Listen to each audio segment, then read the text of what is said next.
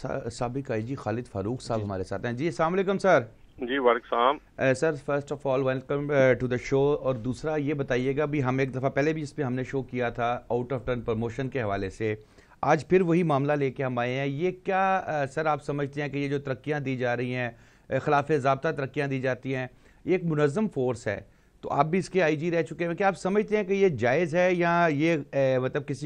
किसी के पास से गोली गुजरी तो उसको प्रमोशन दे दी, किसी के पास से नहीं गुजरी, वो बेशक उसकी तफ्तीश बहुत हाई है, उसके जो इन्वेस्टिगेशन लेवल है बहुत हाई है, वो बहुत अच्छा कर रहा है, लेकिन प्रमोशन नहीं दी गई। इस हवाले से थोड़ा सा ब्रीफ करें। और सर मेरा भी एक सवाल अब इसमें ऐड कर लीजिएगा कि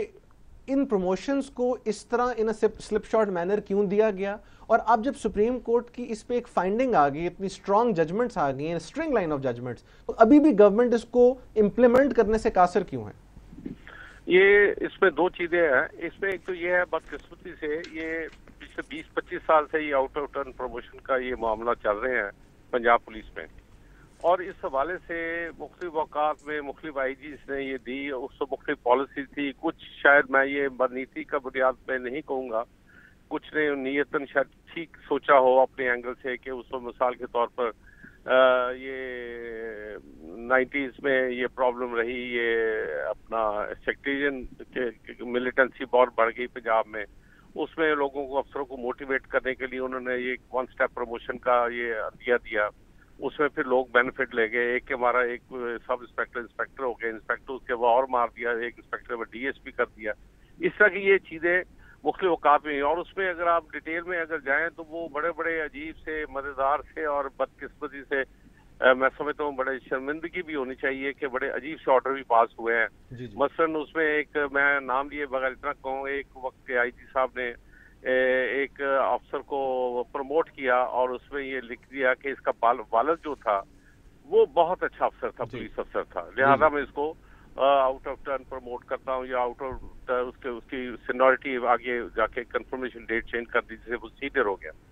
तो ये इस तरह मुख्तलिफ औकात में होता रहा है, और जब ये पेंडोरा बॉक्स एक बार खुल जाए तो फिर उसको प्रेसिडेंट बन के फिर दूसरे अफसरान भी उस बाद में ये चीजें करते रहे, जिससे मैं ये समझता हूँ कि पूरा ये पंजाब में प्रमोशन भी ब्लॉकेड होना शुरू होगी, क्योंकि अभी सीनियरिटी कहाँ फिक्स की जाए, वो हर एक का अलग अलग केस था, फिर कोर्टों में केस चले गए और काफी लंबा ये मामला खींचते रहे, और काफी इश्यूज प्रॉब्लम क्रिएट हुई कि कोई किसी डेट से कंफर्म हुआ है तो उसकी सीनियरिटी डिफरेंट होगी, उसके बैचमेट वहीं बैठे हैं, टेम्पररी है, दूसरे को कंफर्म कर दे उसकी सीनियरिटी ऊपर चलेगी। तो इस तरह के काफी ऊपर नीचे चीजें हुई हैं, और मैं ये समझता हूँ कि ये जो सुप्रीम कोर्ट ने फैसला किया है, ये ब्यूरोक्रेसी के हवाले से और पंजाब पुलिस के हवाले से खासतौर पर ये बहुत बड़ा फैसला था, और बड़ा ही काबिल तारीफ था कि कन्फ्यूजन और एक जो क्राइसिस जो था वो फोर्स में उन्होंने सेटल कर दिया, और इसमें जो काफी अफसर, मेजॉरिटी अफसरान जो थे जो इसमें अफेक्ट हो रहे इस लाइक्स एंड डिसलाइक्स सिस्टम में, जिसमें कोई मेरिट पे भी उन्होंने सोचा होगा, अफसर मैं नहीं कहता कि सारे वो लाइक्स पर्सनल लाइक्स पे किए, लेकिन असूल जो है ये अनकॉन्स्टिट्यूशनल है। जो जैसा कि ये जो जजमेंट सुप्रीम कोर्ट की आई थी, बुनियाद उन्होंने यही कहा था कि ये अनकॉन्स्टिट्यूशनल है और फंडामेंटल राइट्स के खिलाफ है, आपने मेजॉरिटी को उसके राइट से वो